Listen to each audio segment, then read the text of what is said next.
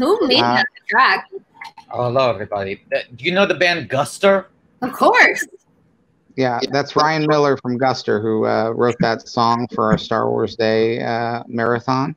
Wow. It's an original composition for this 30-hour live stream. Dude, I am obsessed with Guster. I still listen to one of their albums all the time. That's fantastic. They're great. That's cool.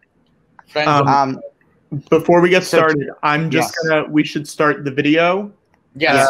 Just to have that running while we're talking. Okay, so this is we're now watching we're going to watch Caravan of Courage Ewok movie. Okay. What is and that? now if Caravan of Courage is an Ewok adventure, it was made for TV in the 1980s, but also was released theatrically in Europe. So it is a proper Star Wars movie that not a lot of people have seen. If you don't know how to get it, if you go to the G. Lucas Talk Show Twitter, you'll see a pinned tweet that will have a link that will take you right to both of these movies that we were lucky enough to find. That's awesome. So when should we start? I'm good to go whenever you guys are. Give me a second. Give me a second. I should be okay. We'll probably give people a second to find it. Yeah. And texted you the link. Right. We might want to give ourselves like 3 minutes here to allow everyone to get the text set up, myself included. Yes. Now, Meredith, you were going to say something about UCB, Upright Citizens Brigade, which, of course, what we're doing here today, watching all of these movies, is to try to help because UCB has been the home of the George Lucas Talk Show for 6 years, and we're trying to raise money to help some of the staff who've been let go. Yes. What exactly happened? One of the locations closed, or all of the New York locations closed? The New York Theater and the New York Training Center are both basically closed indefinitely because the leases for those buildings are so expensive that they couldn't afford to keep them open indefinitely, because it looks like it's going to be such a long time before they can teach classes or have shows. Whereas in LA, they own at least one of the buildings and training centers, so they can keep that. They can hold off longer with that one. But in New York City, they're not sure whether or not what UCB will be on the other end of this. They'll have to basically start almost from scratch if they want to restart in New York. That's crazy. I did to 301 in LA when I first moved to LA. And who was your teacher? Dave Tooney is the only teacher that I remember. He was my level 1. What was really cool is that I did 1 and 2 with David Krumholtz. I don't know if you know that actor from Numbers and Santa Claus. And the Deuce. Yeah, exactly. Yes. And he's a really great guy. He became a good friend of mine. But a lot of us from our 1 went together into 2. And then in 3, no Herald base. And I had really gone into it more for like on-camera commercial help. Do you know what I mean? And but do you know Mike Kelton? Yeah. Yes. I went to high school with him. Oh, wow. Yeah. Wow. Yes, he's very funny and very talented. Yes.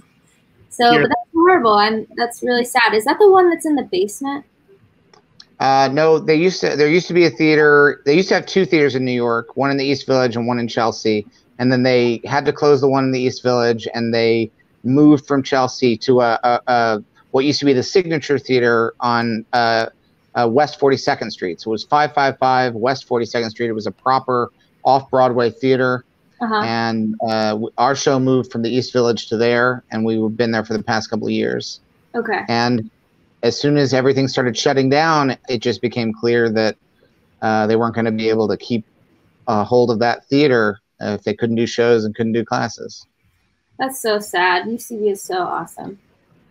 And unfortunately, it caught a lot of people off guard in terms of the staff. So what we're trying specifically to raise money for is there's a GoFundMe for the various, I think there's 30 or 40 like permanent staff members who were suddenly out of work. So we're trying to see if we can help them out a little bit with their emergency expenses and such. That's great. If you have a link for like an Instagram where you're sharing it on Instagram, that's kind of where I'm the most active, where I can share it. I'll send it to you. Great. Cool. Great. Thank you. Here, let's start this weekend. Are we ready? Let's start it. Okay. You can count us in, Patrick. 1, 2, 3. And then if we just turn down the sound on there, and we'll just have it running while we talk. Yes, and this is Caravan of Courage first, and then Battle for Endor, correct? Yep. Great. Mine is still struggling to start. Okay, well, just catch up when we get there. Yeah.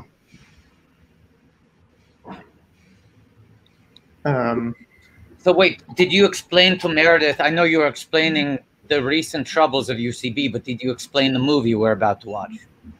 Oh yes. So these are prequels to The Return of the Jedi, which is the first time that we meet the Ewoks in terms of the release order of films. But we made 2 Ewok movies that take place between Empire Strikes Back and Return of the Jedi. So these are movies that they don't feature any of the, Han Solo or Princess Leia or Luke Skywalker or Darth Vader. It doesn't feature any of those characters, but it does feature, the classic cuddly, furry, friendly, funny Ewoks. And these are not movies that, much like Strange Magic is, kind of this hidden sort of cult animated film.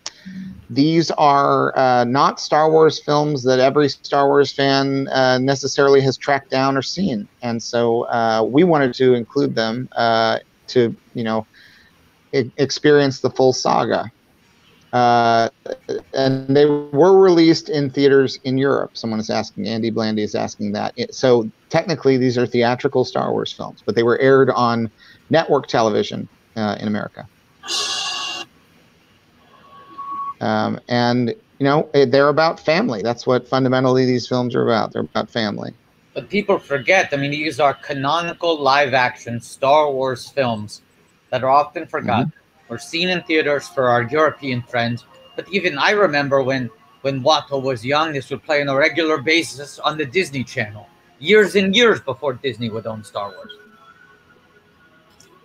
That's right. Production done by Joe Johnston.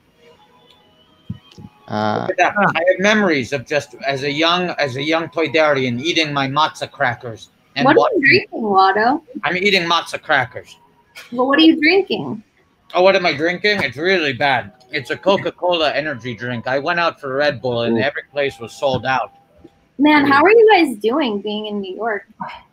It's really fucking scary. And yeah, I bet. I would say if I had to put it in so few words. George, I'll also say that some of your employees who you're staying with at your Skywalker Ranch right now may have a pizza for you. Oh my God! If you would like to put that pizza down, let me know. Yes, I would like that pizza and a Diet Coke. Great. I will let the person know. I don't know how you're in contact with my staff. Don't worry about it.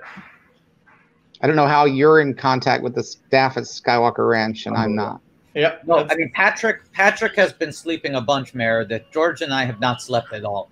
Come on. We started this at midnight Eastern time last night, but that was after a solid hour plus of prep and technical. So really, we started even earlier than that. We started closer to 10. But we're in our 18th, 19th hour of live streaming now, going on hour 19. And guys, we actually have another guest who's gonna pop in once his camera's uncovered. Film critic from the Atlantic, David Sims. What's up? I do not recognize this man. Who is well, it's nice to meet you too, Watto. Oh, nice to meet you. How do I even watch this thing? David, I will send you a link. Okay. George sent you a link. Even before he begins watching, he's criticizing the method of being able to watch. Well, I just assumed that because of Disney, everything was now be on Disney Plus, but I suppose these have fallen through the cracks, George. They have, and also these are kind of weird films because for you, an American who grew up in America, these films only played on TV. But if one grew up in Europe, they might have seen these movies in theaters. You're going right there. That's where you're just going to go right for that. What do you mean? You just entered the feed. Well, you seem like a man who appreciates context. I'm trying to lay out a little track for you. to understand these movies and why we're including them in our live stream. You don't need to jump down my goddamn throat. David, what's he talking about? Well, I grew up in England. What? A lot of my life. Oh, wow. I made some of the Star Wars movies in England. I filmed some of the Star Wars movies in England. Over in Elstree, right? Wow. But I feel like, I mean, the Ewok movies, these are what, from the 80s? I don't think I was there for the Ewoks. Wait, right? Are they from the 80s? Yeah, they are from the 80s. I'm queuing this up. Caravan of Courage, you say? Yes. Yeah, and you're about 5 minutes behind. So no, I'll check the old time. I think we're about 5:30 right now. We have the clock 5:39. 5:40. Yeah. By the time you join, it might be up to 6. Now, David, have you met? Did we introduce you to Meredith? Hi, Meredith. Did we introduce you to Meredith, David? Hello. A lot of chaos here. Hello. So David, Meredith is one of the stars of Strange Magic, which I don't know if the Atlantic reviewed. I honestly don't know if the Atlantic reviewed that either. I should find out. This is important. Meredith is a very important bridge figure in the history of Lucasfilm. Of course. One of the lead characters in Strange Magic, the last film that Lucas had his fingerprints on, old George. And she also was in an episode of Rebels. One episode? Yeah.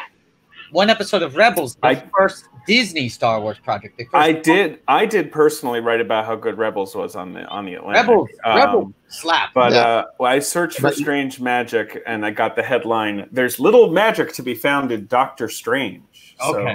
So I guess that's. Did you write that review? I don't think so. I don't think I would have been so harsh on the perfectly adequate Doctor Strange. Yeah, because I was going to call that fake news. Meredith, what was your experience like working on Rebels? What was that like? Because that show did fully slap.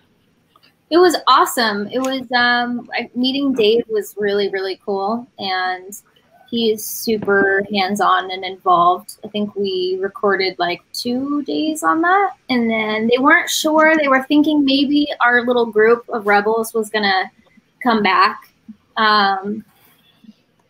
My character was based off of Yolandi from what's that band? Oh, from Diantword? Yes. Oh. Yeah.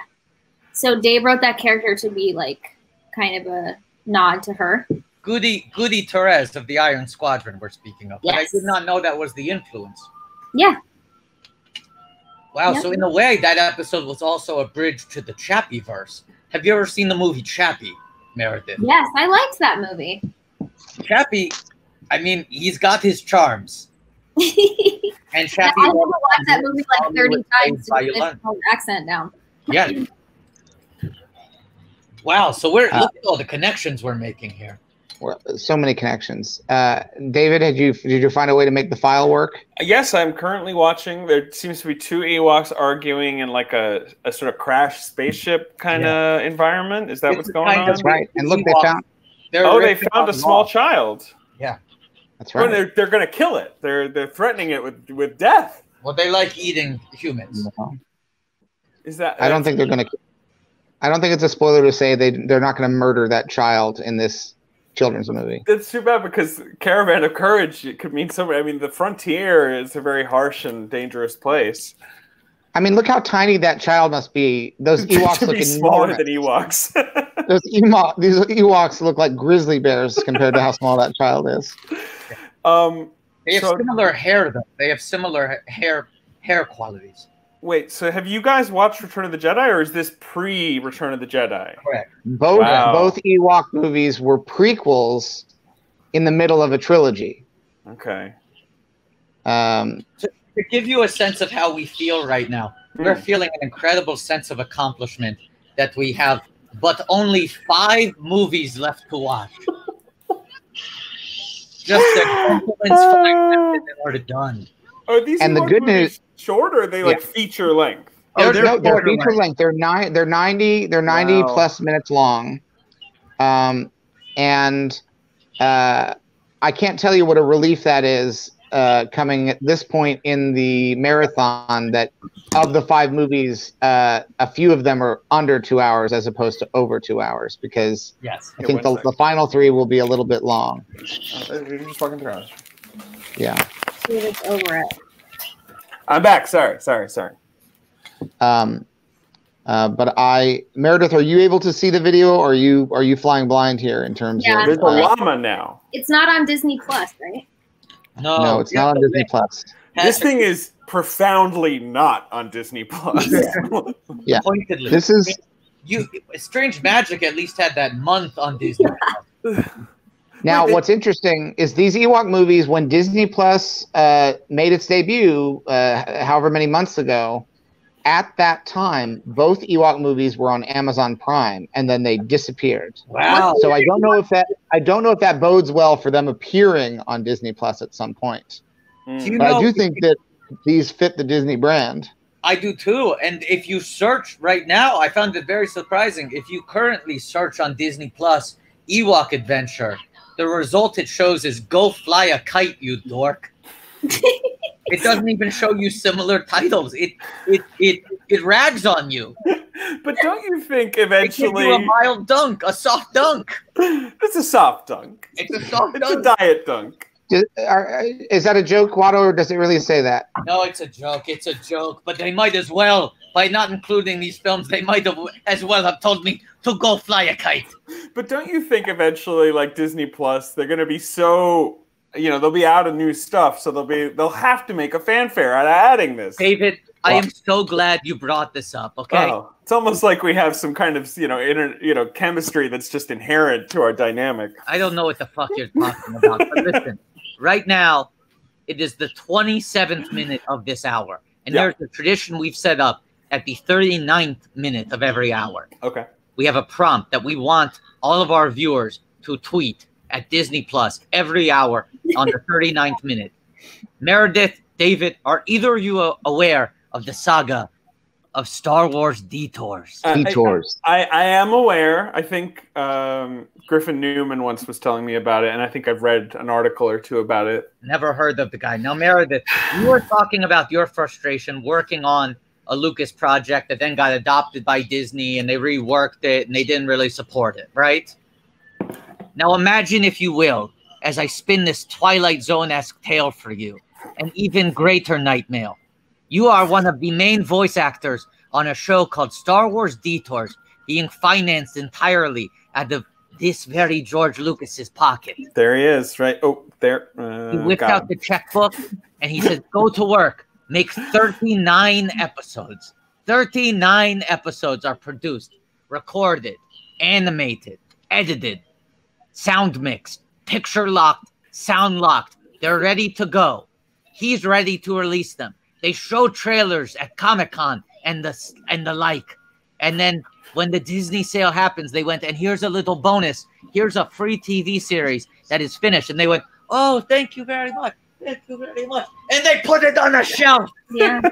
Was that them putting it on a shelf? Yes, and here we are almost a decade later. Is that you? 39 completed episodes have never seen the light of day. I'm sorry. Disney called the show canceled, even though it was finished. Oh, God. They said they had canceled it. And in honor of the 39, the lost 39, at the 39th minute of the hour, we want people to tweet at Disney Plus, hashtag May Detours be with you. I like it. We're demanding that Disney push the button in these desperate times.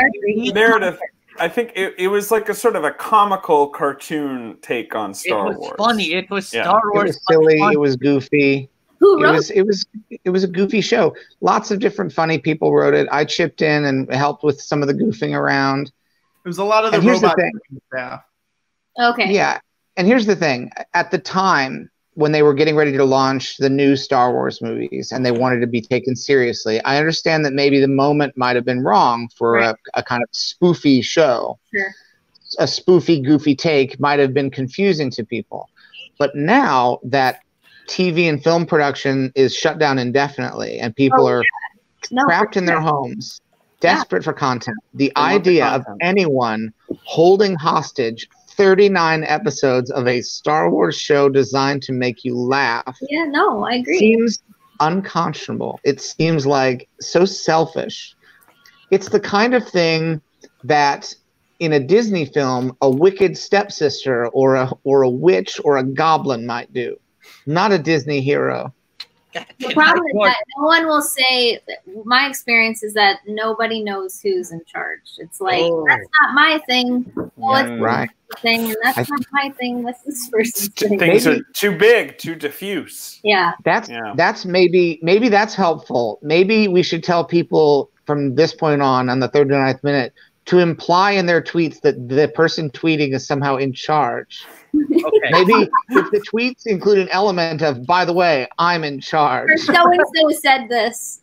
I got a better idea. For this 1 hour, let's see if we have any more success. For this 1 hour, still hashtag may Detours be with you. Still demand to release the 39. But tweet at Bob Iger. Oh, sure. He's definitely not occupied right now. There's Don't tweet at mind. Disney Plus. Tweet at Bob Iger. And then once you do it, put in the chat, I talked to Bob. Yes. I talked to Bob. I'm not seeing a Bob Iger. Oh, no, here he is. Robert Iger is his Twitter account. Ooh, Robert. Oh, hello, Robert. Robert Iger. And went back during the quarantine. Yeah. Yeah. Can I read out? I'm on the Detours IMDb page. Can I read out some of the cast members of Star Wars Detours? I know Weird Al was involved. That's the only one. Weird Al was involved. Joel McHale was involved. Billy D. Williams involved. Real snapshot of 2015 comedy right there. Those Seth MacFarlane involved. Zachary Levi, Shazam himself. Chuck himself. Involved. Seth Green involved. Donald Faison involved. Abraham Ben Ruby.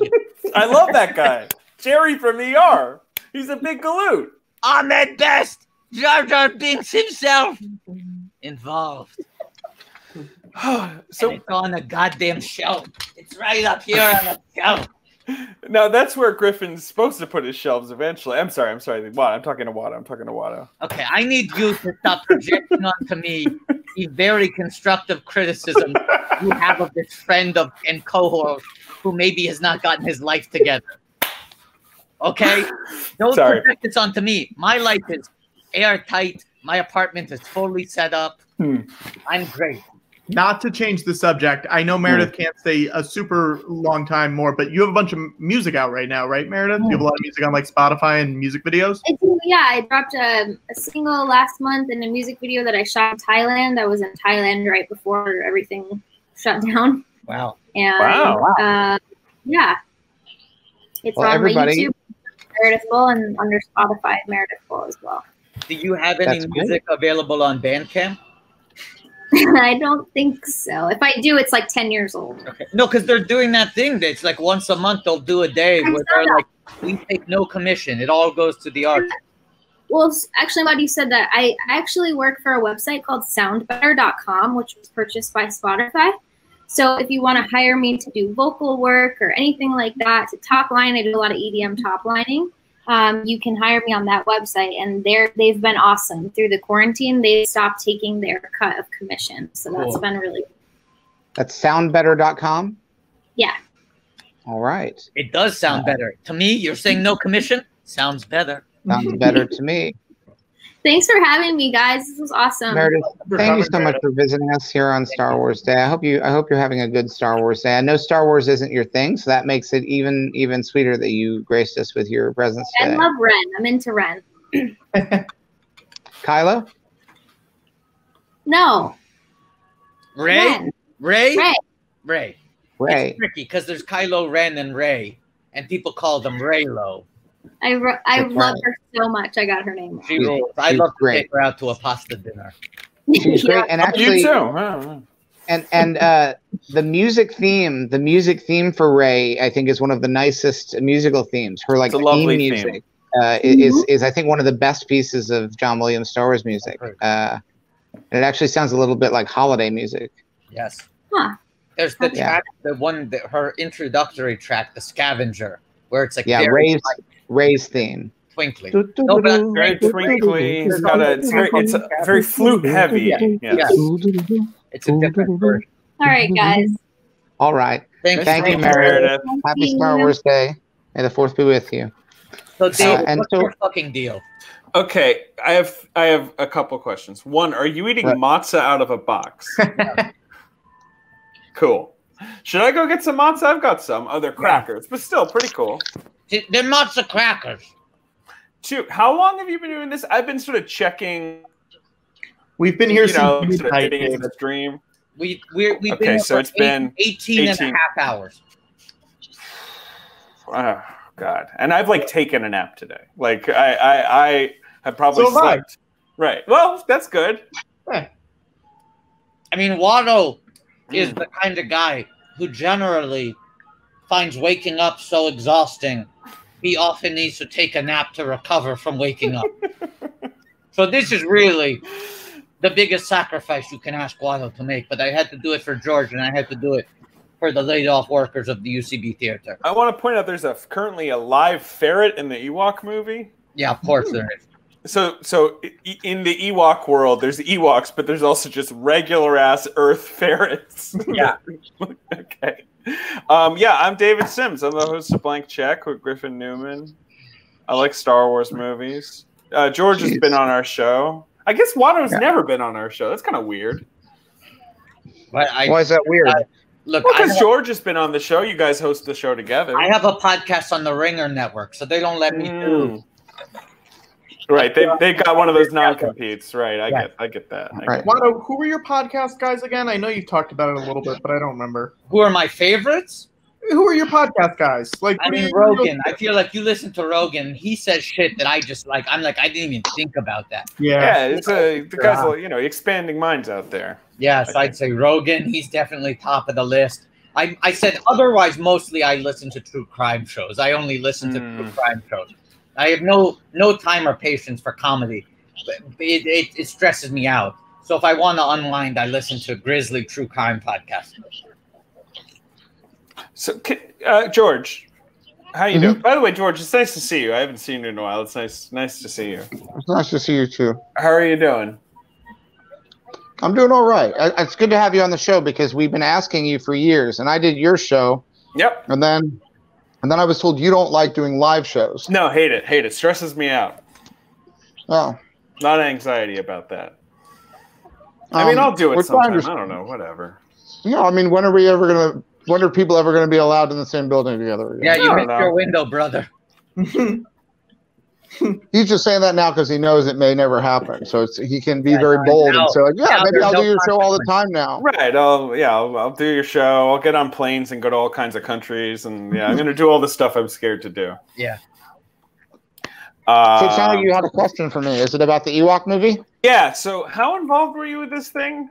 This kid really looks like a sort of young Luke Skywalker. Like, it seems like he was cast by look. We know there was a theory when these movies, when The Force Awakens came out, and Gwendolyn Christie played Captain Phasma, and you don't really see her inside the Captain Phasma outfit. Right. One fan theory was that she might have been the grown-up version of this little girl from the Ewok movie. So cutie, okay. Which I thought, because you didn't see her, but Gwendolyn Christie was famously tall, blonde. Everyone send a tweet to Robert Iger. Tweet at Robert Iger, Disney Plus, about Detours. So wait, let me get So I was very involved. I did second unit directing for these films. That's wild. And you have a story credit I'm seeing. Yeah. But it was directed by someone called John Corti, who's an Academy Award winner. Did you know that? Of course. Leonard Maltin described him as a principled filmmaker. I'm just reading his biography. All right, so what? It's like they land on Endor and they're just kind of like they meet some nice Ewoks. And there's dangerous things that happen on Endor. And this was really a period post the episodes 4, 5, and 6, but closer to them than to the prequel years. And these came out in pretty quick succession. And for a while, these were like the last Star Wars movies to exist. Right. Until Phantom Menace came out. And then they've kind of been forgotten, even though, in some ways, they're they're made with a low budget, but there's no digital effects in them, so that I understand why people might not want to watch them, because right. You're just seeing things being filmed, and you can tell that it's made on a lower budget, and that everything's a practical effect for the most part. And that's not as exciting as something like Attack of the Clones, where you can have a whole coliseum full of monsters that are fighting and chasing each other. And you've watched that already. You're watching these chronologically as intended. Yes. Mm-hmm. George, how are you going to feel about the sequels, though? You didn't, we're this is like the tail end of your involvement here. Yeah. After this, there's Jedi. After this, there's Battle for Endor, and then Jedi. Yeah. And then we're in the sequels. I had a little bit of help. I know you were advising on Rise of Skywalker. Right, they called you up. Right, mm-hmm. They called an audible. Basically, they needed George to sort of like right the ship. Well, they wanted my thoughts, and I gave them my thoughts, and they did with it what they would.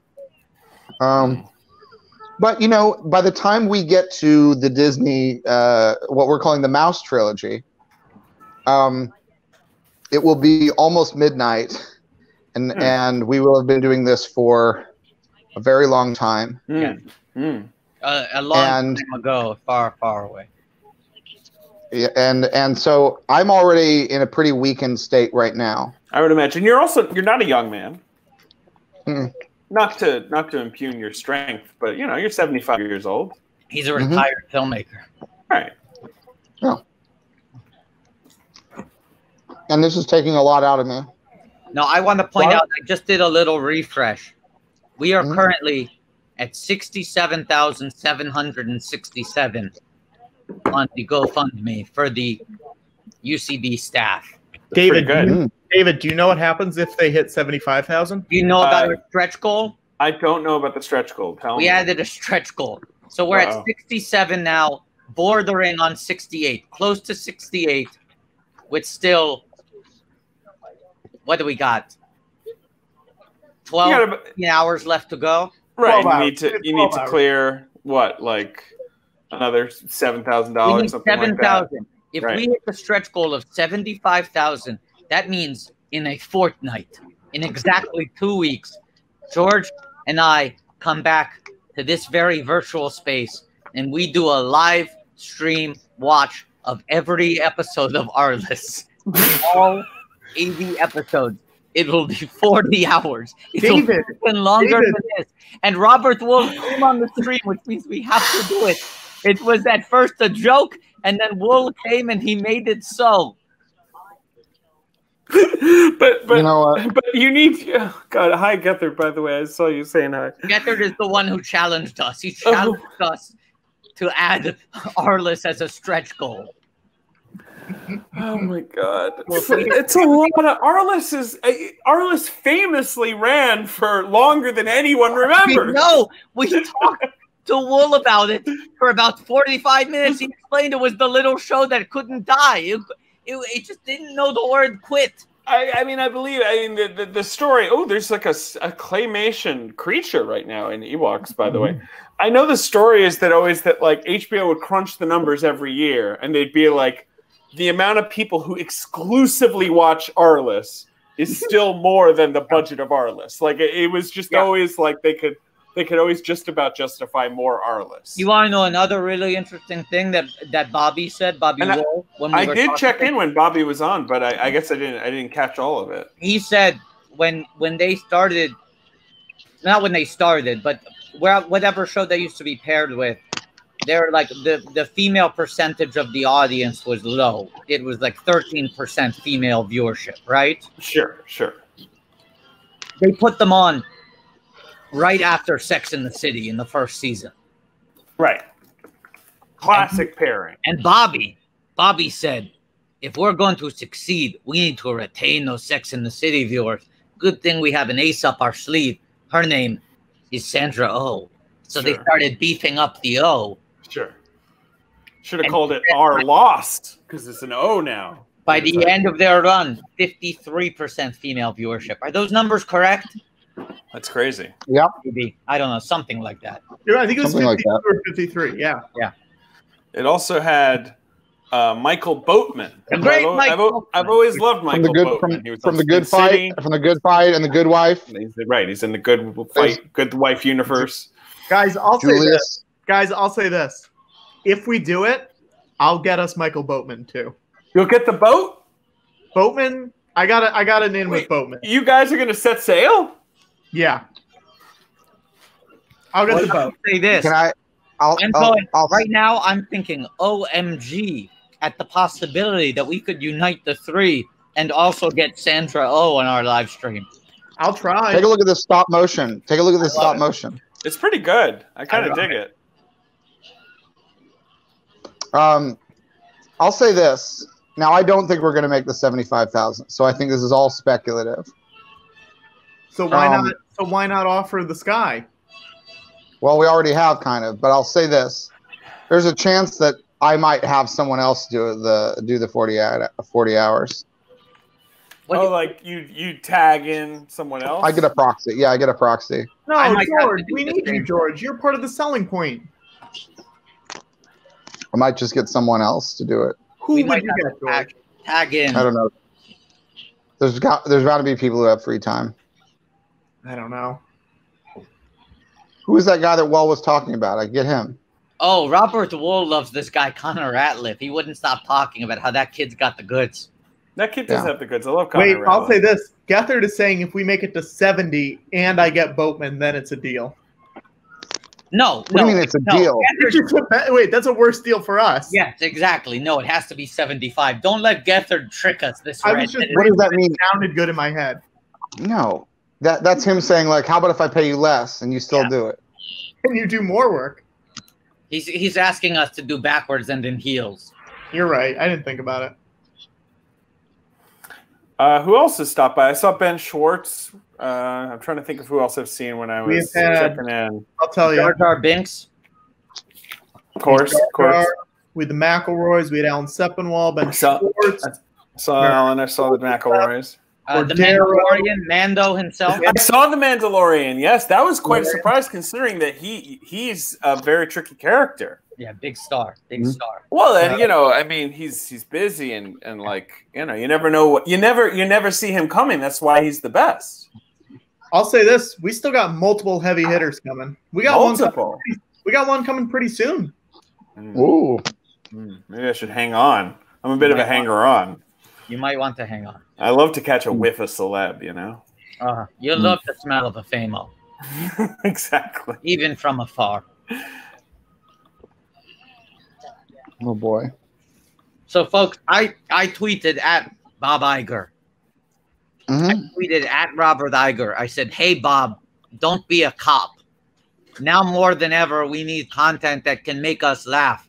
Release the original 39 episodes of Star Wars Detours on Disney Plus. May Detours be with you. You called him Any out. Response? I called him a cop. No response yet. Let's see. I keep refreshing. Not yet. Well, we can only do what we can do. We can only do what we can do. We can only do what we can do. Now, I'm curious. How are people liking the Ewok Caravan? I would say it doesn't quite have the electrifying pace of some other Star Wars entries. What, clones? It's a little more dialogue heavy, it seems, even though the Ewoks can't speak English. You're missing the screwball energy of clones. Sure. Rat-a-tat, ping-pong, and back-and-forth energy you only get with clones. George, what's your favorite Star Wars movie? Well, probably 1 through 6 on these. It's a good call. Good call. Just sort of like think of them as like a sort of 18 to 20 hour film. Right. There's one story. It's one story. It's one story. Also, you guys are literally putting that to the test right now by watching them all as one. Yeah. But do you think that the Mouse movies that's going to spoil it a little bit? It's sort of like having a bad dessert, after a great meal. No. I'm obviously I have complicated feelings toward those, but but I also think there's a lot of merit to them. You know, it's not what happened, but it's, you know, an interesting perspective. There's a lot of things I like about them. You know, right?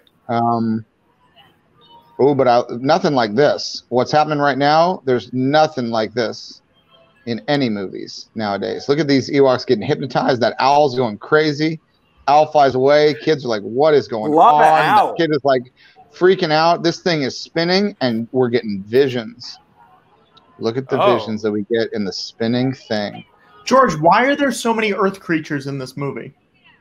What do you mean? What's Just an Earth creature? Owls. There's otters. There's snakes. Like, what's going on? Those are Endor creatures. What are their names then? Endor owl. Endor owl. Okay. Now look at this thing. Oh man, is that an Earth creature? I don't think so. Guys, I have huge news. Breaking What's the news? Breaking news, everybody. Yeah. What is it? Netflix has officially greenlit Extraction 2. They should have a more fun name than that, though. Like, people are going to be confused. I'm clapping, and it's like 9 minutes before 7. They're going to be like, "Is my clock wrong?" Right? They're going to be like, "No, the healthcare workers, they don't deserve any praise just yet." I'm right. No, but now we're celebrating the real hero, John Rake. Is that his name? John Rake? Tyler Rake. Tyler Rake, yeah. Tyler Rake, the real hero. The most essential worker we have. Extraction 2. It's the most successful movie of all time. It was watched by 2 billion people in the first 12 minutes. David, I want to point out that Burl Ives is narrating this. Yeah, sure, of course. I'm sure he leapt at this. She looks like a little doll. Like, I don't think she's a person. Here's a fun fact. Watto watched this movie a lot as a child. Really? He always thought that was a boy. Yeah, I mean, sure, I guess so. I'll say this. The Ewoks look absolutely consistent. Like, they don't, even though I know this is a television film, they look the same as the movie. Wicket just said Yubnub. Wicket just said Yubnub. Which is basically like that's like a thumbs up. Like, that's great. Like, right? Is that what Yubnub means? Like, he's like, David, do you want me to give you the slightest spoiler for the second movie? For Ewok 2, Ewok, Electric Boogaloo. Okay, yeah. What's the spoiler? Wicket speaks English. What? That's not allowed. And like, this fluently? Is before Return of the Jedi. What? George, could you care to explain this? Yeah, it's a story. Try to keep up. It's tough. It's tough. That's sort of like an acceleration, and then, you hit the brakes in Jedi. Like, he's basically back to being a baby. No, he just went through a phase. Look at that Ewok baby. Isn't that Ewok cute? baby. Very cute. Hey, George, can I give you a donor name? Yeah. Obi Hamrick. So when people are donating money, we as a repayment, we make their name into a Star Wars name. I feel like we maybe this is too simple to do Ham Obi Rick. Okay. Well, here's what I'll say. First of all, drop the E. It's cleaner. Sure.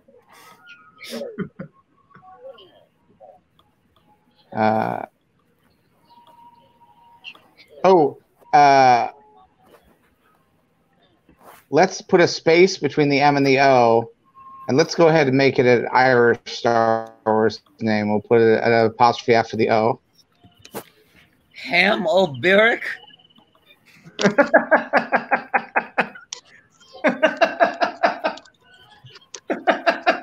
Okay, tell me about this guy, George. A little drunken fella. Oh, yeah. Star Wars always full of drunks. That's it? No, he makes signs. He's a sign maker, but he likes fancy cocktails. That's his weakness. And so his signs always start off really good, and by the end, they're erratic and sort of. He has a notorious reputation for inconsistency as a sign maker. And so he's constantly having to beg people to hire him for sign making because nobody trusts him because he always fouls up.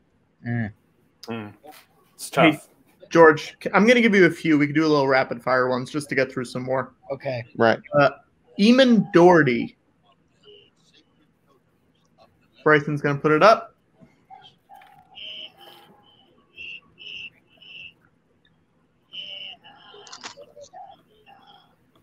Okay, well, I think first of all, we take that Mon at the end of Iman and we move that to the front, right? Mon is a great Mon Calamari, Mon Mothma. There's a lot of Mon in Star Wars. So let's start M-O-N. Yeah.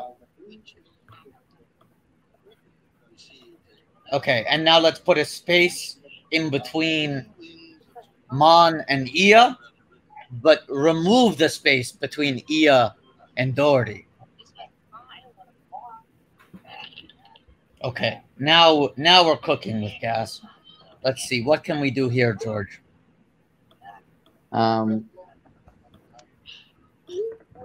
Let's swap out the OU with the ER. Great.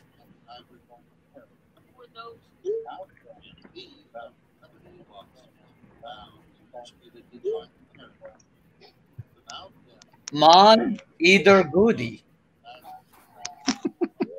Mon either goody. Sounds good. Sounds like royalty to me. Do we want to change that Y to an I at the end? Yes. Kind of like P. Adi Mundi, right? Same kind of ending to the name. George Adi Mundi, what do you think of? Oh, Kiadi Tuesday. So this is now it's Mon either EADER dash hyphen goody. like Kaya Dimundi. Great. What's his deal, George? Watto, why don't you take a point on this one? Sure. Watto, I love this arched leg. Thank you. I'm really trying to get a little bit of stretching in here because I'm in a lot of physical pain. Let's get that hyphen in between. There we go. Mon either goody is a tattoo artist. And so they're going through a time of great struggle in the galaxy because there's this question of like, is this an essential business? Should it be reopened? Is it too soon? And Mon either goody is like, I'm an artist, okay? This is my living, but also I made art to help people. I never want to hurt people. Maybe my tattoo shop should stay closed, my space tattoo shop, because I want to err on the side of caution when it comes to social distancing. Because this is an intergalactic pandemic. You guys want another one? Do you want to know who is patient zero, David? Tell me. That fucker, General Grievous, coughing left and right. We realized that guy, he spread it. Not only did he cough, but he's always taking lightsabers. It's a lot of passing them off to other people. Right, a lot of transiting going on. He's got 4 hands, and he keeps on insisting on shaking everyone's hand 4 times. Well, right, because he was pushing his way. He's also pushing past people a lot. And also when he spanned the blades, he spanned the lightsabers. That's fanning. That's sort of distributing things through the air. All the pathogens, yes. Because Utapau really, it had some bad numbers. Like they had a real spike on Utapau. We're $18 away from 68,000.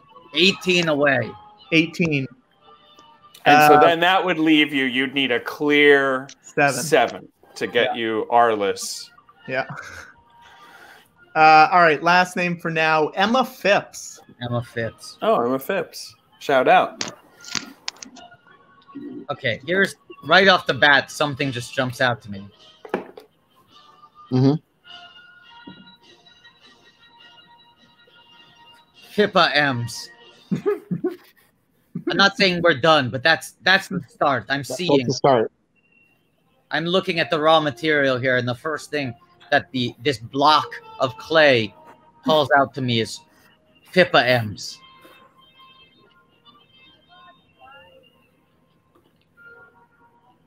What if we take the I from Pippa and put it between the M and the S in M's? Yeah, I like that. So P-M-S. Well, and then let's put an apostrophe in between the H and the two P's. Right, you're going to need something there. Break that up. For Pa-M-S. Yeah, and let's put a second apostrophe between the M's. Between the two M's? Pa-M-S. Pa-M-S. Yes. Pa-M-S. What's their deal, George? Professional whistler. Yeah. And business is a booming. Yeah. There's never been greater call for whistlers, both for social events. Yes. Warning signals for for a lookout, like a lookout who can whistle, make it sound casual, but it still gives a signal. Yes. Hired by both high society and the lowest of the low. Yes. Wow. Everyone needs a whistler. Pippa M's. People need content. Yes. Very good. Another name? Oh, sure. Craig Kleinpeter. We should also be having a guest in here in a second. Okay, so I'm going to do a bathroom break very quickly now. And David, why don't you try out a Star Wars name inspiration with George? All right. You have okay. All right, Craig Kleinpeter. All right, I'll let you make the first move. I think you get the idea of it, and it doesn't have to. You can make a first move not knowing where your second move is going to be. Well, I think I want to swap immediately the C and the K. Oh, gotcha. I want the K. Craig with a K. Maybe we lose the C entirely. Get rid of the C. Get rid of the C. Now, George, hop in here. Now, I like that a lot. So lose the C. We drop the C, and then let's take the G and the K and swap them.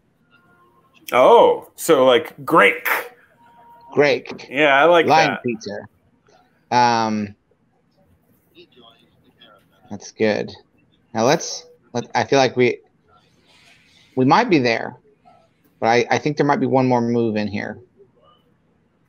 Well, yeah, there's something about Line Peter that needs a little spicing. Like the first name, that's great. That's handled. But Line Peter, it's sort of, I don't know, it just needs something a little zingy. Yeah.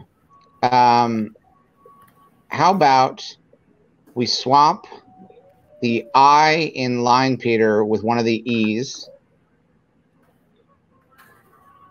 Okay, let's see what that looks like. All right. And get rid of the ER at the end. Lean Pit. See, George, this is why you've built a massive multimedia empire. Yeah. You can sort of see things. Dave, we made a beautiful thing. That's one of the best ones we've done all day, I think. I really like this. Now, what do you think Greg Lean Pit, what do you think their deal is? Well, I'm imagining, perhaps unfairly, a very slender person, sort of a beanpole. Perhaps because lean pit, right? Right. But, but I'm also imagining sort of like I don't know, like, he can sort of squeeze into some very narrow places as a result. Like, oh, he's a bandit. He's like a pickpocket sort of. He's a bandit. Sure, but like, his real sneaky, but his real leg up is that, maybe there's a crevice, or maybe there's like a lot of pipes, and he can just kind of like, he can angle his way through. Oh, I like that. He can make himself small and squeeze through the pipes. Right. Squeeze through cracks. George, and he's a common thief. Grake? A common thief. Grake? Great Lean Pit. Great Lean Pit. Okay. And guys in the chat, I hope you guys are keeping track of this because this was on you guys. Yeah, this is on the people's. Yeah. People's work. We're not doing this. You guys have to do this. We've done so much else. Meanwhile, in the Ewok movie, there's some magic happening. Yeah, there's a lizard, which is pretty cool. Hey, Connet, what's your name? Give me your name and we'll do it because I missed it last night because I went to sleep, I guess. What was it? Connet says they regretted donating just as I went to sleep last night because I missed the name. Alexander Mark George. All right. It's an astonishing amount of just earth animals in this. Mm-hmm. Well, they're not earth animals, first of all. You're making so many assumptions. These are Endor animals. They're Endor animals that just are remarkably similar to earth animals. You think that's an earth animal? No, that thing's a little different. It's got a big old sort of mound on its back. That's right. All right, Alexander Mark.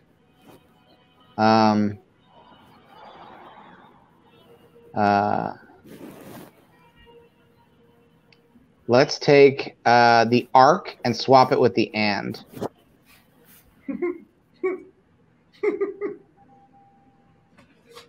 Oh, here comes the scary part. This part's intense. You're ready to watch this. He's gonna go in the water.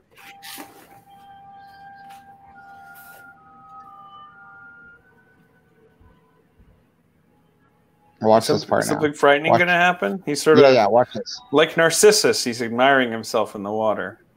Oh! Now he's in the water. He got zapped in. I've heard a lady in the water, but Endor boy in the water? Is there any scrunts around? Do we think, like... Oh, is he trapped underneath? It's like a glass. Yeah, he's trapped underwater. Speaking of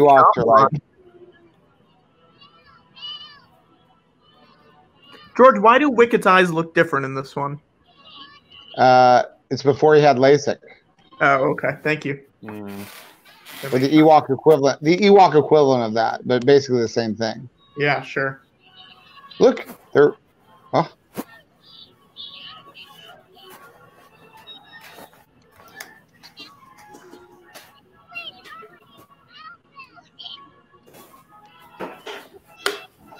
Sorry, we're pretty transfixed. Hey, Watto, by the way, hi. I want to point out at this point, we are officially 2/3 of the way through. This film or the entire project? Both. This sequence, this sequence we're watching is genuinely compelling. I like this movie. Guys, we're at 68,242. Oh boy. Thank you, everybody. We're almost there. All right, they did it. All right, so we got that name. I think it actually in the one move, Alexander Mand. Yeah, that's good. I think that's a pretty simple move that did the trick. David or Watto, do you have any notion of what that character could be in the Star Wars world? Let me see. Alexander Mand. Yes, I got it. What is it? He's a blogger. A space blogger. Oh, a space blog? Yeah. Very good. Very good, Watto. Very good. Thank you. Where do you think they shot this? Hey, where'd they shoot this, George? Was this in London like the other Star Wars films, or were they in sunny California? I think this is all California. But I'm delirious. I could be losing my mind at this point. This is your backyard, George. Oh no, there goes the animal that doesn't look like an Earth animal. George, I said that as a joke that it was your backyard and they shot it in Marin County. Really? Yeah. Yeah. That sounds right. You probably see the locations right outside your window right now, George. George, go look out the window. Oh. I will in a second. That's exhausting. Look out the window, George. George. Look at the window, George. Georgie. Georgie. Georgie. Camera's on you, George. We're waiting. Oh, Jesus.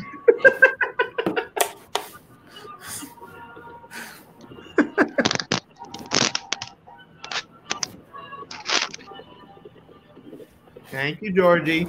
Thank you, George. We love you, George. We love you. We love you, George. We love you.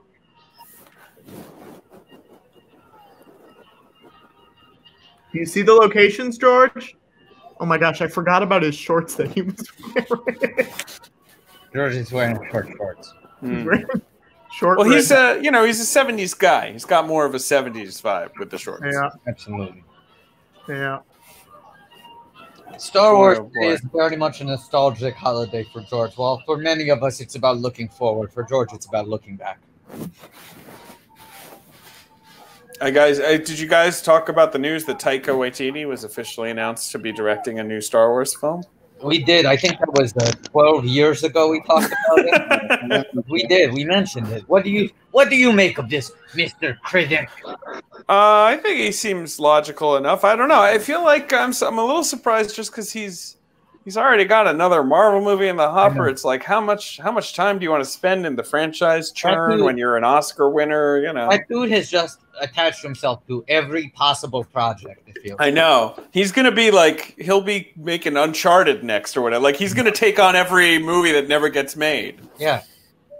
But Akira never happened, right? He was gonna do Akira. But he's already shot another film and then is about to shoot Love and Thunder whenever that becomes legal again. Yeah. No, it's funny stuff. But I guess if you want to make a Star Wars movie, I don't know. Take your chance. Oh, we're right? talking about me? Yeah. I wish. Yeah, I wish too, George. George, come back. You know what, George? I've been watching the OC with my fiance because she's never seen it with Forky. And I read that on the in the gossip magazines. Right, in Touch. Yeah. And we got to it was In Touch for Kids. I don't know if you guys have ever talked about this, but George Lucas is in an episode of the OC. Uh-huh. I don't think we have ever talked about it. He plays himself, and it's in the end of season 2. It's Seth and Zach. Wow. Seth's sort of friend and romantic rival, are doing a comic book together, and they get a chance to dine with George Lucas. And Seth takes it, and Zach turns it down because he's got to take Summer to the prom. And so Seth goes to see George, but they end up just talking about the prom. And George says he regrets going to not going to his prom because he was so busy creating. Wow. He was so busy, being a creative person. And so Seth is like, I should go to the prom. I should make time for Summer. And he leaves. George, did they come to you with that plot, or did you go to them? Did you pitch them? No, they came to me, and I thought, "Oh, this sounds cute. I can do this." I gotta say, you're pretty good in it. Like you're kind of fun. It's kind of a fun scene. Did they make you read, or was it a straight offer? Straight offer. It's you. It's Adam Brody, who's having a bit of a comeback right now, and Marguerite Moreau as like the comic book executive. Wow. Wet Hot American Summer is Marguerite Moreau. That's right. Wow. I mean, the thing is, it's one thing, if I'm playing a version of myself, that's usually pretty easy to tap into. Whereas when I'm playing a character like in Beverly Hills Cop 3, where I'm an annoyed man in line who Axel Foley is cut in front of. Say the line. That's very different. Very different. Can you do it? Yeah, no. One more time. Guy. I'd recognize that voice anywhere. It's different because now you're being a character and you can bring to it a level of imagination that George, we have another guest. I'm gonna have Bryson bring him in. All right. Hey, hi, David. Right. Weitzy, it's nice to see you. Guys, Watto, Patrick, Mr. Lucas, this is an honor. Hello. Amazing. Hello, Chris. So nice to meet you, Chris. Heard so much about you. Thank you. Well, gosh. Very, very excited to talk to you, Chris. This is wow. We watched the movie that you wrote about 10 hours ago. That would be Twilight Saga New Moon. Yes, we watched Twilight Saga New Moon. Wait, Chris, did you hear that there's another Twilight book coming out? Really? No. She's going to release her long-awaited new entry, Midnight Sun. Oh, so that was the one which is from the point of view of Edward. It's book one from his point of view. Yep. Rashomon, big time. So someone should do that with Star Wars. Be like, we're going back. We're making Star Wars again, but this time it's from Vader's view. What is it? How about episode 1 from Watto's view? There you go. You haven't seen the world until you've seen it through the eyes of Watto. A Watto story. I was gonna come as Bor Gullet, but then I couldn't find my octopus costume. Big fan of Bor Gullet. Big fan of Bor Gullet. He's got a little bit of you in him, George. I think. Sort of. He's weird in a way that I approve of. Yeah, he's got good energy. He's not very emotionally expressive, but he lives on the trauma and emotions of others. Chris, they're currently watching Caravan of Courage, the Ewok movie. Have you ever seen this? Because I've never seen it, and I'm watching it right now. True confessions. I was going to watch it, and then I heard Burl Ives come on to narrate, and I was like, I can't. I just wow.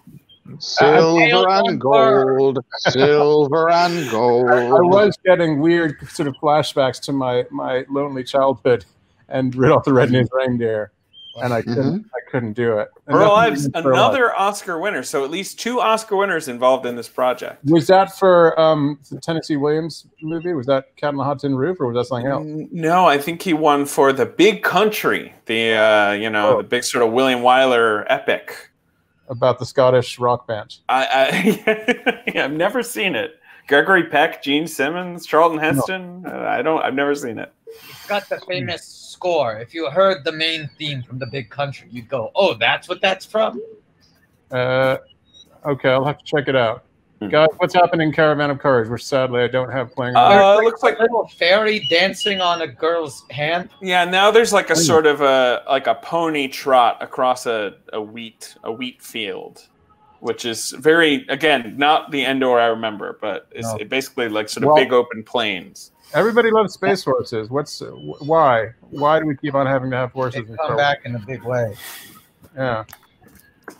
Well, the sort of bold take that Caravan of Courage has is, what if Endor looked a little bit more like California wine country? Yes. Right. What if we could just go and shoot outside Skywalker Ranch and then come back for dinner? I mean, look, George, he's a great artist, but he's also a smart businessman. And bear in mind, these are prequels to Return of the Jedi. So this is Endor. You think of Endor as just trees, but that could be seasonal. It could be that those forests spring up and then they disappear and then they spring up again. I mean, it's a very big planet. I mean, it's a planet basically. Like, of course, it could have many environments. No, but typically in Star Wars, the planets have one environment. And You're right. That is true. Planets do tend to just have one vibe. Like, they have one thing. Does this movie explain the incredible muscle density of Ewoks, and so how they could kill stormtroopers with a blow of a very small hatchet? Yes. I mean, it sounds like you just explained it. That's just the way it is. They're like chimpanzees. They're incredible. Right. Yeah, they're stocky. They're stocky. It's, they can rip your testicles off. George, we actually have another guest who's going to pop in. Okay. Brian J. Jones, the author of George Lucas, a biography. Oh, hello. Oh. All right, now, with Brian, that, I think I will exit because I don't want to get too crowded. But nice to meet you, Brian. David, David. Chris, I'll see you soon. David's leaving. David's leaving because he's afraid that if he finishes this movie, he'll have to review it for the Atlantic. I guess I can now log this on Letterboxd. He's afraid to file up. Well, you got to watch it all the way to the end if you want to log it. You want to log it? I'll keep it on. Why not? All right. Exactly. All right. What a rave review. What a rave review. Let's get to that Arliss number. Chris, you got Chris and Brian, they got to tell them about Arliss. Thank you. What's the timestamp? Where are we on our carousel of progress? We are at right here. 1 hour, 4 minutes, 21 seconds. So we're we're heading into the home stretch. Right in the pocket. Now, Brian, you can refresh my memory a little bit because this was such a relatively quick process making these Ewok movies that it's all kind of a blur to me in terms of I don't know if you have any insights as my biographer as to what you gleaned from your studies of me. From what I gleaned, you terrified a generation of children. First of all, because everybody dies. Did I give it away? Second of all, there were people who were concerned that you were mainly just trying to make the Ewoks happen. And they did. Look at them; they're happening. I know your daughter was very interested in the stuffed Ewoks. So was that part of the motivation on this one here? Yeah. Well, yeah, they're cute. They're definitely cute. Now, are you upset you haven't been able to go back and make the Ewoks blink in this one? It's not that I can't; it's that I didn't. And why is that? But just other priorities. I wanted to, do other things. I wanted to, I was putting my energy into Young Indie and to Strange Magic and to various other projects. And this one sort of slipped through the cracks. I do regret how practical all of this looks. I imagine what I could do, even if you just gave me a day with this, just one day. It's a little frustrating how tactile everything looks. Like you can reach out and touch it. That's not really what George looks for in a film. Yeah. Yeah, it's tough and everything exists, isn't it? Yeah. Yeah. Well, everything in here is either very real or very clearly a matte painting. And I sort of wish that a little bit more of this lived in that uncanny valley, that sort of sweet spot. Now, I can't recall. Did you film this out where they filmed episodes of Star Trek? Is it out there at the ranch? It was mostly in Marin Valley. It was nearby. We didn't want to go too far. But this was before the days where we could throw up some green screens in the parking lot and just send out a couple dozen staff members in robes and cloaks and have them walk around in a circle to populate a planet.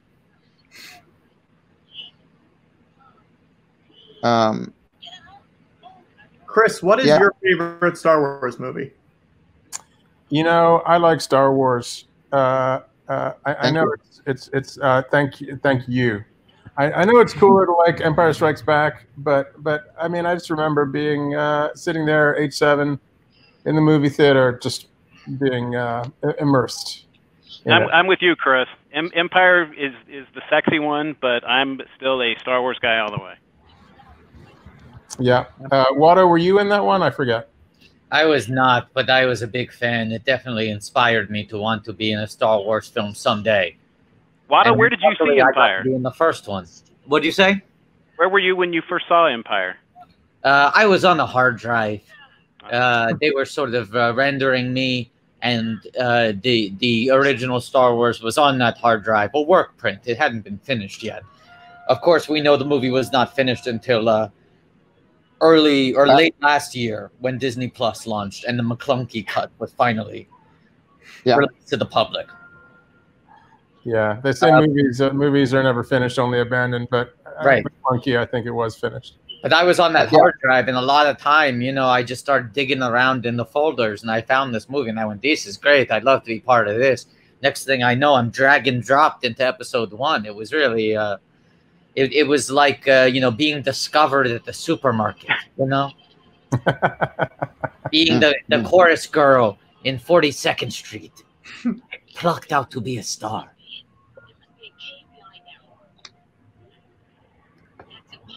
Chris, tell me about the clumps. Oh, God. Not much of my best work is on the clumps. Chris, don't say that. Don't say that. Some of it, a little bit of your best work. Surely some of it must be. You have to admit now, some of your best work is in the clumps. I don't know. Maybe some of my best fart jokes. Yeah. I'm a fan of those. I love the combination of the comedy and the, of course, effects that have to go into creating something like that. Yes, lots of effects. And also some unfinished effects, which was nice. I remember watching it and realizing that they hadn't finished one of the effects at all, and in fact, it excerpted a shot which would have made sense of an entire scene. Wow. Such is life sometimes. Ooh. That's haunting.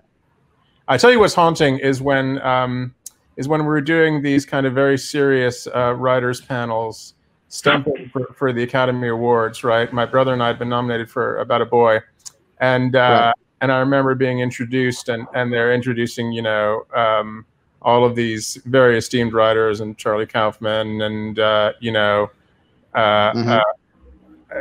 and Chris and Paul Weitz, and then they read our credits, and Nutty Professor 2, the Klumps, is in there, and it kind of really, you can feel your Oscar campaign sinking as they say those words.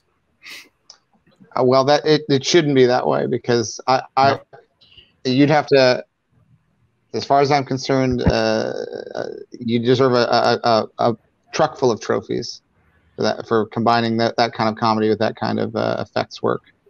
Thank you. I appreciate it very much. Yeah.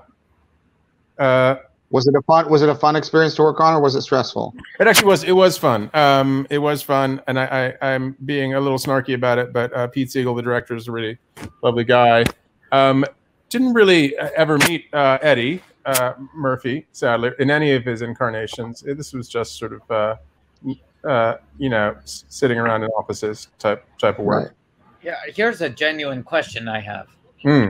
At the point at which you and your brother were hired, had the story been cracked? Did they say, here's the assignment, write it? Or did they say, you have to figure out what could possibly be a Nutty Professor 2? They said the story is almost perfect. This script is almost perfect. Okay. We need you to get it one more inch. Was that true? No. Was that true? I think what they said, let me see. No, I think we were supposed to be there for some dialogue work and some sort of character heart work for a while. Whenever anybody wanted heart in a movie, they would come to me and my brother. Hey, that's a nice compliment. I praise. Because we had heart. You gotta have heart coming out of our asses, basically. Yeah. So much heart. So as I recall, this is a long time ago, by the way. And please, let's talk about the Klumps for a long time. We've been waiting 18 hours to talk about the Klumps. And Brian, if you have any questions you want to ask about the Klumps, if you have any opinions you want to share about the Klumps. I actually don't. I'm just thrilled to meet Chris. So likewise, guys, this is not because we're talking about the Klumps, but actually because I've got to do a school Zoom now. I must go. But we drove him away. We drove him away asking about the Klumps. I promise. Maybe I'll even come back. You might be seeing me again. Patrick, Brian, Mr. Lucas, Watto, thank you so much. Thank you, Chris. All right. Thank you, Chris. Have courage. Caravan of courage. Bye-bye. Now, Brian, I feel like we have an interesting opportunity here because you've spent a lot of time studying George's life, and to some extent, I have to imagine psychoanalyzing George, right? Somewhat, yes. Now, we are all in a very fragile mental state right now. We've been awake for too long. We've been watching these movies. We've been on camera for too long. I feel like George could use a little bit of almost psychotherapy, a little bit of grounding, from someone who knows him maybe even a little better than he knows himself. Oh, yeah. I think, first of all, I would love to know more about his relationship with his father. So, George, you told your father when he wanted you to take over the family business that you weren't going to do that, and you were going to be a millionaire before you were 30. Wow. And you were correct. How did it feel to throw that back in your father's face, so to speak? Well, I mean, there's an element of satisfaction certainly to something like that, but at the same time, there isn't a hollowness to it. It's not what you expect it's going to be. It's not necessarily when you're imagining that kind of thing. It's sort of I'll show you. That's not the thing that you actually find your satisfaction from. You find that in other areas through either achieving something or which I certainly did in in most of the areas that I set out to do something. Not that there haven't been failures, but ultimately, it's more satisfying to build something than it is to sort of gloat about something or tear something down. So I would say that was a mixed bag as an experience. That would be my. I mean, I do love how he wanted to shake everybody's hand as they came out of the premiere of Star Wars and thank them all for helping you. So he clearly was very proud of you. He told your mother that they had realized they had backed the right horse. You had to feel great about that. Yeah, that's definitely a satisfying feeling. Yes.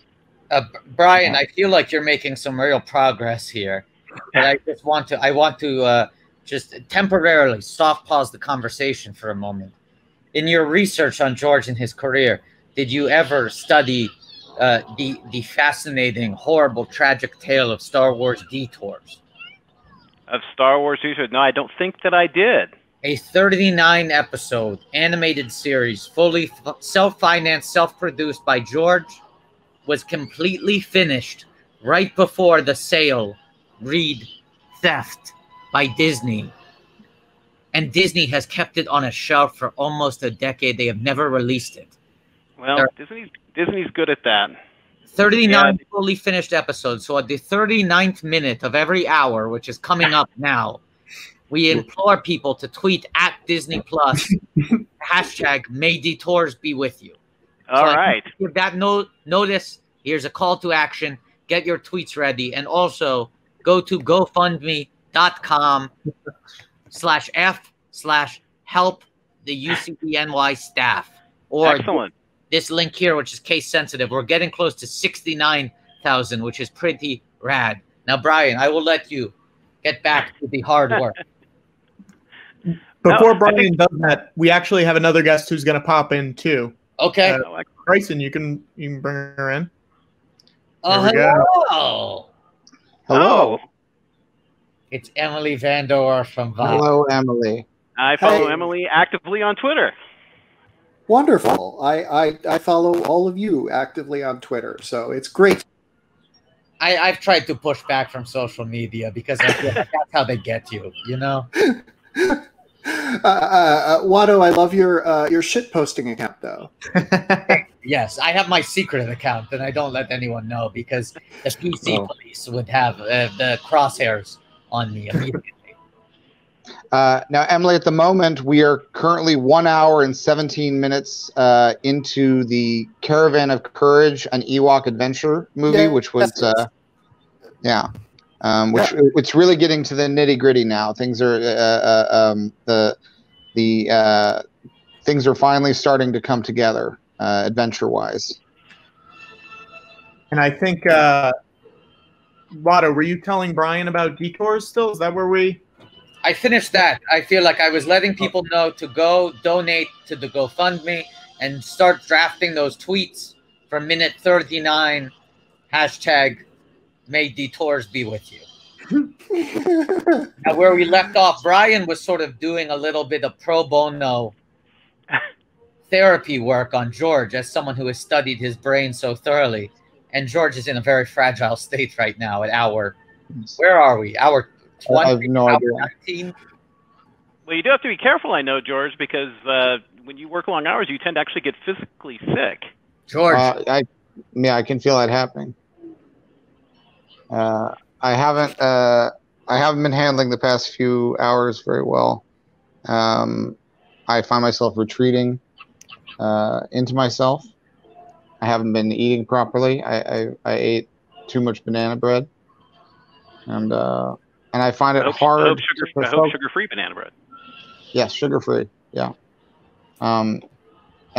Just whatever natural sugar is in the bananas, but not anything too sweet. And I found it hard to even concentrate on the Ewok movies, let alone the conversations. Join the crowd. I mean. Yeah. Now, Emily, you've written books. Yes. You've written reviews, blogged. You've written scripts. You've written scripted podcasts. Many different mediums. So you've dealt with a lot of deadlines in your career. Yes. Which I assume means you probably have dealt with some all-nighters. You've probably dealt with some sleepless nights trying to cram in to get in under the wire. Yeah. Oh, yeah. I've stayed up writing many a time till 4 or 5 a.m. Yeah. Right. So we are going to be staying up for another 12 hours. We have 12 hours roughly. And how long have you been doing this? Like 18 at this point? 18. Oh dear God. We're like I'm 18 so glad and a I'm half not doing down, that. 11 and a half to go roughly. And Emily, you and I got lucky enough to come in during Caravan of Courage. Yeah. I know. I have never seen this movie because when I was a child and would have been watching this stuff, my parents did not let me watch the Star Wars movies because they had demonic influence over them. Wow. So I did want to ask George, A, if that's true, and B, which demons you communed with to like make these films, if it is true. Great. No, there's no demonic influence, but there are studies of good and evil. So to that extent, the Sith Lords are very powerful and they're drawing on dark forces. So I could see certain parents being overcautious, because there are darker themes. Mm-hmm. One of the movies ends with two friends having a fight in which the other friend is left limbless and burning next to a lake of molten lava. It's very intense for a children's movie. Have you seen any Star Wars films since then? Yes, I've seen all the ones you're watching today, except for these Ewok movies. So it's really great that I came in for one of the ones I have not seen. Yeah, right. Well, we'll happily send you the link if you want to catch up on your own time. These ones are sort of the most all ages friendly, even though there are elements of witchcraft and sorcery in the plot. Yeah, which was why it was banned from my life. But I will let my parents know that George Lucas says they're wrong, and they'll say, "We told you not to talk to us anymore." So well, there you go. Well, families are complicated, and that's one of the themes that the Star Wars movies are ultimately about. Well, we were talking about. Brian was starting to dig into George's relationship with his father. This sort of push and pull relationship about his father telling him his destiny and George wanting to push back and carve his own path, become the hero of his own story. I would love to hear more about that, Brian. Well, I would actually love to hear a little more from George on it, because there's people that believe that the relationship between Luke and Vader is Luke and his father. I think that's a little overstatement. I don't think you regarded your father quite it's quite a Vader-esque character. I think it was probably more you worked out some of your father issues with Indiana Jones and the Last Crusade, if I can bring that topic into this. But. Yes.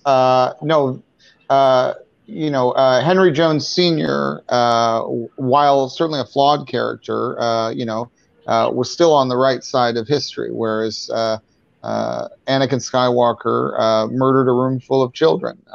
There's no comparison in terms of which one would be a closer model for my own parental link. But I do think, when you're writing a story, often you're pulling on themes that can be personal, even if you change things to make the story go a different way. So I think there's a touch of that to Anakin and Vader. And I'm sure a psychotherapist could probably find all kinds of connections that I may or may not agree with.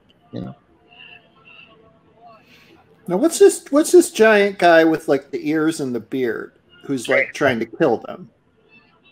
I have to admit, I'm not always good at remembering the names of these creatures. I mean, this makes sense why your parents would maybe revolt, because this looks like the devil's type of beast right here. There's something very satanic happening with this guy. Yeah, I do know the cover of a heavy metal album. Right. What I can tell you with confidence, I can't recall his name offhand, is he's definitely bad news, and it's a good thing that he has this very vulnerable foot that the Ewok can hit with a little hammer, and make some headway in their caravan. This is the caravan we're seeing. They're very brave. They've rescued these parents. Yeah, there's a lot of courage to this caravan. It's a very courageous caravan. Yes. And now it looks like they're stuck. They're in a dead end. What are they going to do? This is the height of film suspense. They're going to go back the way they came? No, that's dangerous. He's still there, and he's got a sore foot now from all the all the hits on the foot that he's taken from that one very courageous Ewok. I'm sorry, I'm just so caught up in this. It's been a while since I've screened this one. But Brian, are there things that you've learned since putting out the book about me? Things that you've learned that you wish you could put into an updated edition? The one question that I really want to ask you is, are you happy? Oh. Yeah, I'm happy. Can you go into more detail than that? Are you happy with what Disney's doing with your work? I know it was I know when the first sequel trilogy film came out, you were a little upset. You compared it to going to the wedding of a divorced child. Yes. How are you doing? I also compared it to when you sell your children to the white slavers. And that's a direct quote, and that is a thing that George Lucas really said. We are not making jokes here. But I think that was an overstatement. I think maybe a little bit. You also said that to Charlie Rose, and it's worth mentioning that you come off the better of the two in retrospect from that interview. Yeah, I'm definitely now the good guy in that clip. You become by default the good guy in that clip. But I will say that it's become easier. I think it was an adjustment because I had an idea of what I wanted those stories to unfold as, and other people had different ideas. And so I have come to accept it, and even I've consulted a little bit. Got my 2 cents, which has been either heeded or ignored in various degrees. But no, I would say I'm happy. I'm focused on the museum, and that's certainly a very fulfilling thing, which we're hoping. This will surely be delayed by everything that's going on now, but I think that's going to be a very exciting thing when it eventually opens. I hope you'll come to the museum whenever it opens. Oh, for sure, for sure. Now, are you disappointed that you didn't get to explore the microverse in the next set of films? Absolutely, especially considering what we're going through now. It couldn't be more relevant. Biological, invisible beings that are dictating what we can and can't do. It now seems like I was so far ahead of the curve. It now seems ripped from the headlines. Well, you called it again, that's for sure. I absolutely did. Even when we were rewatching Revenge of the Sith today, and we saw General Grievous coughing like crazy with no social distancing at all. I was saying, here, not in the crook of his arm, not here, in his just hand, on anyone, like a sprinkler. He's coughing. This guy. And people made fun of that at the time. They said, "Why do you have a villain whose main characteristic is that he can't stop coughing?" People said, "Oh, that's not deadly. That's not threatening." Well, welcome to 2020. Oh boy. You called it. Yeah. So, but, you make, as they say, as the saying goes, you make the Star Wars movies you make, and you don't make the ones you don't. And that actually applies to all of us. I really think it's worth taking the time to look inside and come to terms with which Star Wars movies you have made and which ones you haven't. And that's the only way you're going to find peace with yourself. Hey, Emily, I just had a question that was submitted to you from a friend of the show, Alan Sepinwall. Okay. He'd like to know, since you like to troll, what is your most controversial Star Wars opinion? Oh my God. Oh boy.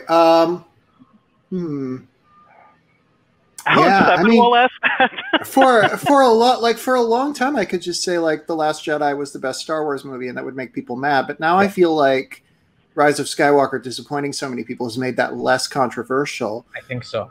I'm going to say that, I think C-3PO gets a bad rap. People don't like C-3PO, and like he's just a proper gentleman. He's just trying to make it work, and that's really too bad. I gotta admit, as toyetic as the Ewoks are, they're cute little fuckers. They're really cute. I love those guys. Yeah. Well, get ready. We have a whole 2 more movies to watch of them in this Ewok trilogy. I'll also say, considering how much flack I took for creating these, the accusation was that these were, cute little teddy bears. They're pretty weird. Like, they have pretty funky faces. I don't think they're overtly cloyingly cute. I think they've got a certain amount of edge to them. Almost tremendous upper body strength. There's almost an element of folk art to their facial structure. Love the that I think in flesh. Yeah. But I like that. I love that. I love all of those hot takes. I have no problem with any of those. I actually think, when The Last Jedi came out and, a certain kind of person became very angry about it, that was when I knew that I had made my peace with the new movies, because it's my feeling that if you're making a certain kind of Star Wars fan angry, it means you're doing Star Wars right. Yeah. I don't disagree, George. Yeah. And you can tell it's both what they're angry about and the way in which they express that anger is very telling. I also found it very funny that so many people who were angry at The Last Jedi and saying that they should give Star Wars, that they were ruining my version of Star Wars, when the thing that they were most angry about was actually my idea, which was that Luke would have gone into exile and lived on this island, and then he ends up training this young female Jedi. These were all the things that a certain kind of fan was saying, we want George Lucas back, and they had George Lucas back, essentially. The thing they hated was the thing that they claimed was somehow sacrilegious. I think it's fun.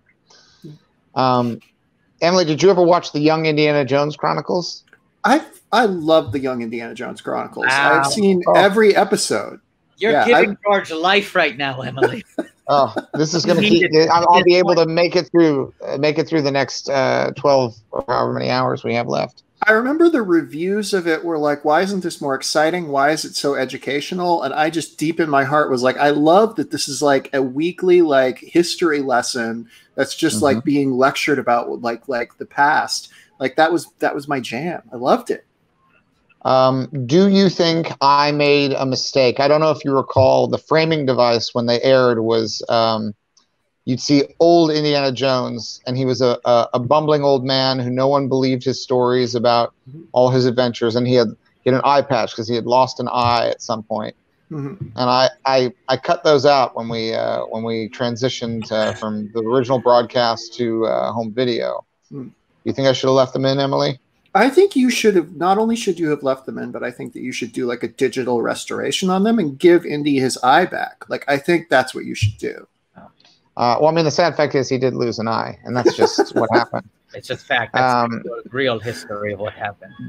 That is, they keep trying to make that final Indiana Jones movie with Harrison Ford, and really a big part of that just has to be about him losing his eye, just to complete the storyline. Yeah, you got to make it all match up. Yeah, still part of me. Honestly, it isn't anything that exciting. It's just a household accident. I'm so glad to know this lore. Yeah, the film would be set at a point where he's in retirement, and it's a gruesome accident, but it's just a simple mishap. And the movie is there's no adventure in it, but I think it is a poignant portrait of a certain quieter phase in life, early retirement. Yes. So we've reached the end credits of Caravan of Courage. I don't know if we need to. What time are we supposed to switch over to Battle for Endor? We'll let the credits play out, but it's exciting. We only have 4 movies left to watch. We have 5. We are a few minutes ahead of schedule, but not. We have 5 movies left to watch. Yeah, we are 6 minutes ahead of schedule. Okay, great. Now, what have you got for the rest of the evening here, guys? Say that again, Ryan. I was just saying, what have you got left tonight? The Battle for Endor, which is the second Ewok movie, then Return of the Jedi, then The Force Awakens, then The Last Jedi, and then The Rise of Skywalker, and then we're done. Oh, okay. All right, you're doing them almost in machete order here. No, we're doing them in chronological story order. Wholly chronological. The order in which the events occurred. Well, while the credits on this are rolling, I will bow out, Patrick and Mr. Lucas, but I will be back later. And thank you for the time and the attention and the kindness. And thank you for the free I appreciate you not suing me. So. Well, hey, come on. Thank you for coming, Brian. Let me know when you want to come back. Guys. Thank you, guys. Thank you, Mr. Lucas. Thank you. Thank you, Brian. And actually a little rude that he didn't thank Watto, but I'm not going to make a meal out of it.